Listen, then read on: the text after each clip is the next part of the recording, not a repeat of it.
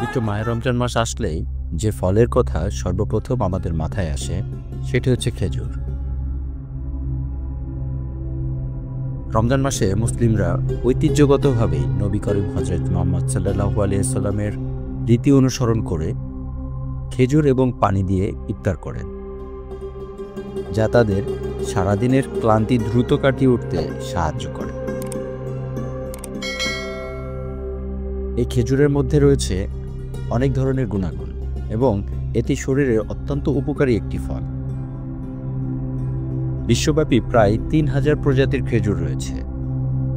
আসুন জেনে নেই খেজুরের উপকারিতা এবং পুষ্টিগুণগুলো কি কি। খেজুর কেবল সুস্বাদু এবং মিষ্টি জাতীয় ফলই নয়, এতে প্রচুর পরিমাণে iron, potassium, magnesium, vitamin B, vitamin C, vitamin K সহ প্রচুর খাদ্যগুণ রয়েছে, যা এটিকে স্বাস্থ্য সচেতনদের জন্য একটি সুপারফুড হিসেবে উপস্থাপন করে।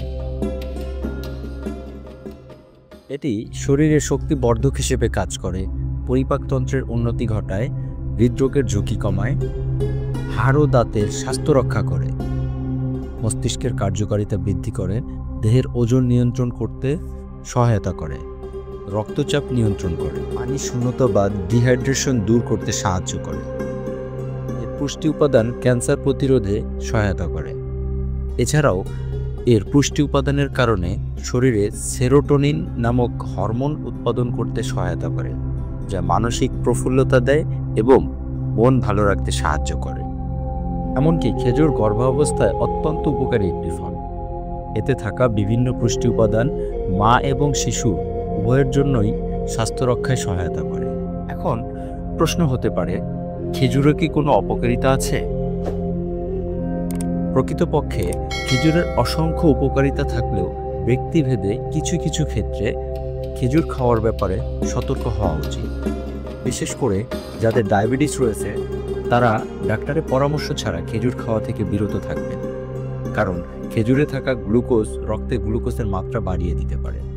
খেজুরের মতো শুকনো ফলে ছাঁচ থাকে, তাই যাদের হাঁপানি আছে তাদের এড়িয়ে চলা উচিত। এছাড়াও খেজুরে পটাশিয়াম আছে বিধায় যাদের শরীরে পটাশিয়াম বেশি তারা ডাক্তারের পরামর্শ অনুযায়ী নিয়মিত খেজুর খাওয়া থেকে বিরত থাকতে পারে। পরিশেষে বলা যায়, এ ধরনের সমস্যা ব্যতীত সকলেরই খেজুর খাওয়া উচিত।